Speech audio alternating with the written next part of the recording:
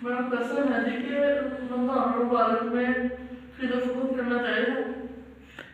जी, माह रमज़ान खालिस इबादत के लिए बना लेना चाहिए। बेहतर तरीका तो यही है। खाना बनाना, किचन और सफाई का काम अच्छी नीयत से कर लेंगे तो वो भी इबादत में लिखा जाएगा।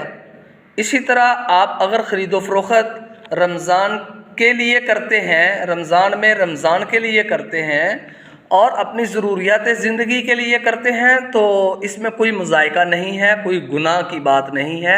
आप ख़रीदो फ़रोख्त कर सकते हैं, लेकिन अच्छा होगा कि आप शाबान के महीने में ईद के कपड़े, रमज़ान की तैयारी, राशन, अपना जितना भी इस तरह का सामान है, अपना, अपने बच्चों का और ज़रूरियात ज़िंदगी माह रमज़ान की आप अगर इकट्ठी कर लें और रमज़ान को फ़कत सिर्फ़ और सिर्फ़ इबादत के लिए ख़ास कर लें तो ये आपके लिए ज़्यादा बेहतर होगा।